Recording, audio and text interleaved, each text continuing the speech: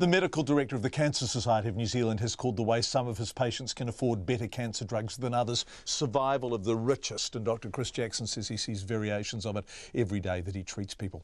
His comments come as oncologists throughout the country call for more of the new cancer treatments to receive Pharmac funding, and they come on the eve of a dinner at Parliament attended tomorrow night by the Minister of Health, key health officials, oncologists and Medicines New Zealand, which is effectively a form of industry lobby group. Now, one of the guests Medicine New Zealand has brought to New Zealand is John Zalcberg, Professor of Cancer Research at Melbourne's Monash University and co-chair of Australia's National Oncology Alliance. Like Chris Jackson, John Zalcberg believes there's increasing evidence of a two-tier system in New Zealand. Drugs that are publicly funded elsewhere, in Australia for example, but not in New Zealand, that people wealthy enough to buy can still get anyway, and everyone else is missing out on. If you take a drug like a disease like lung cancer, which is the commonest cause of cancer death in New Zealand, there are 5 modern new therapies that are available in Australia and the rest of the world that are not available in New Zealand. One of them is Keytruda, right? And that is available for melanoma. Correct. But not for lung. That class of drugs, correct. But let me take another group. This is a drug called crizotinib.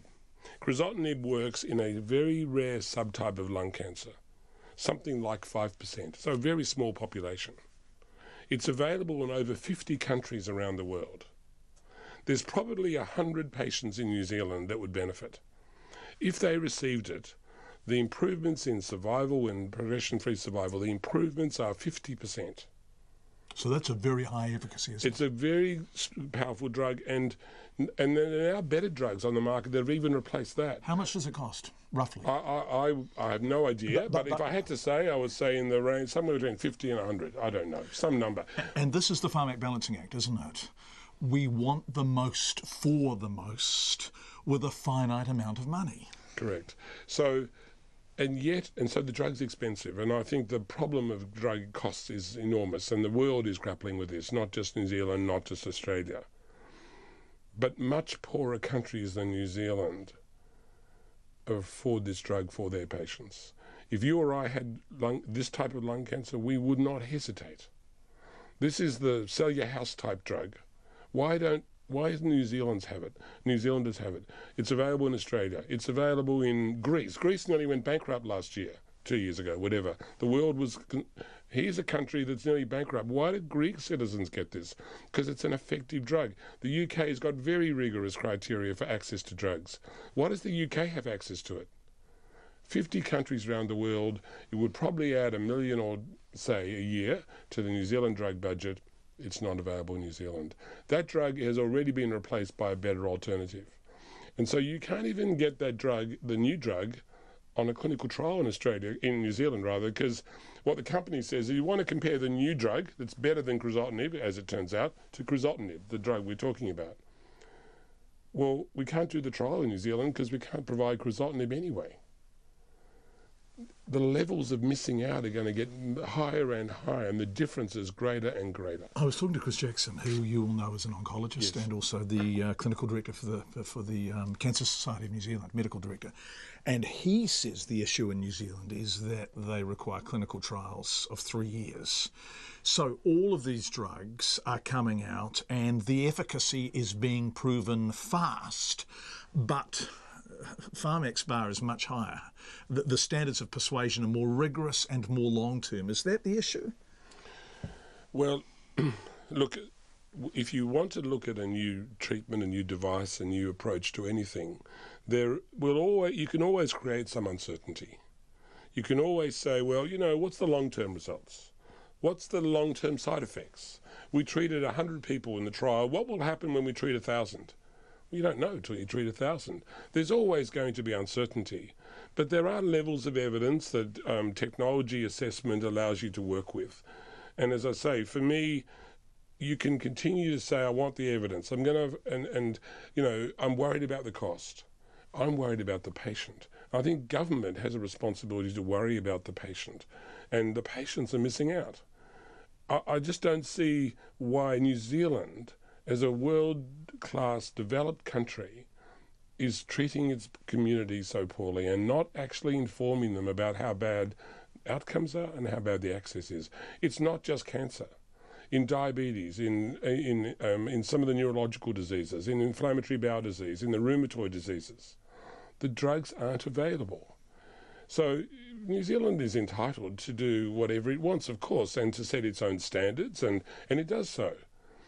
But let's put the patient in the middle and say, where's our responsibility to the patient? Where's our responsibility to the frail and the sick and the elderly in our society? Or is our main focus going to be the money? Is our main focus the war we're going to have with pharma? Prices are prohibitive. Fine. Fight with them. Fine. But patients can't be collateral damage here. Where on the continuum do we draw the line? And it's a hell of a discussion to have, isn't it? If a drug costs $1 trillion and fixes one person, then clearly that's absurd. But that's a reductio ad absurdum, isn't it? That's a dumb example to use. So where between free and $1 trillion do we determine? And that seems like a really subjective criteria to me. And maybe New Zealand has less, well, New Zealand does have less money, fewer taxpayers than Australia. And vote health is under immense pressure. Just ask the nurses. So how do we know when the cost is too much? Yeah, and I agree. In my very first involvement in this discussion in Australia, I was talking to a senior government person who said to me, John, are you prepared to pay any price, which is the point you just raised? And I said, of course not. I'm not going to pay any price. So then his view was, well, what we're trying to do is figure out what the right price is. And absolutely government needs to negotiate, and government needs to try and find a way of bringing these prices down. But the point I made, John, is that poorer countries, unequivocally poorer countries, are able to afford this drug. And their budgets, I mean, Greece did not go bankrupt because it paid for crizotinib. I mean, you know, nothing against Greece. All I'm saying is that there are poorer countries that manage to say that health is a priority. It's a right of citizens. And I think New Zealand probably spends a bit less on health than other developed countries. And that's a discussion to be had. There are processes underway to have these discussions. There's a health review, I understand, that's underway. There's a cancer strategy review that's underway. My understanding of those reviews, though, are that somehow I would call them have political boundaries. So Pharmac, for example, is not part of the review. Why isn't it? If you want to review health and how much New Zealand spends on health, let's do it properly. Let us, New Zealand, actually say, let's put all the bits in. And then we'll have a discussion and we'll know how much more it will cost to provide a certain level of service. And we can decide if we want to spend that, and you may not. And that's perfectly reasonable, of course. Every country has to make its own decisions. But there are this, I think what's happened, and when I talk to colleagues and I talk to friends in New Zealand, it feels like that this, the process in which Pharmac manages, and I'm sure there are very reasonable people in Pharmac, but the process they manage has got sidetracked, and people believe somehow we've got the best system. There isn't. This is not the best system. What are they saying to you, the people you're talking to, the oncologists? The oncologists, it's. You know, I said to I might have had a glass of wine, but I said I feel like I'm still in my throat. It's so depressing to talk to people because they're so despondent. Despondent not just about access to drugs. That's one part of it. And remember, wealthy people get these drugs. We're not talking about the wealthy. Wealthy get them. So we're talking about the average person, the ordinary person in the street who doesn't get them. So they're despondent because they can't provide the right treatments. They can't train their fellows and their trainees. They can't train them properly because they can't train them in modern oncology. And now that example of the new drug replacing the crizotinib, they're behind already. They keep getting further and further behind. They're despondent because it takes so long to get a CT scan. They're despondent because of the waiting lists. People despondent about the fact that it's 3 months to get your stents done on a public waiting list. It's appropriate to review health, and that's what the new government is doing. And I'm not an expert, but certainly I would say that if they're reviewing health, take the political dimensions away, throw the medications as well as other parameters in, and do a proper review of health and make a decision about how you want to prioritise. John Zalcberg, the Health Minister David Clark says that since 2016, 6 new cancer medicines have been funded by Pharmac, and the scope of use has also been widened. He says his government has invested more money in health in the last budget than the national government did in the past decade. He told us he disagrees with Dr. Zalcberg, who represents the interests of Big Pharma.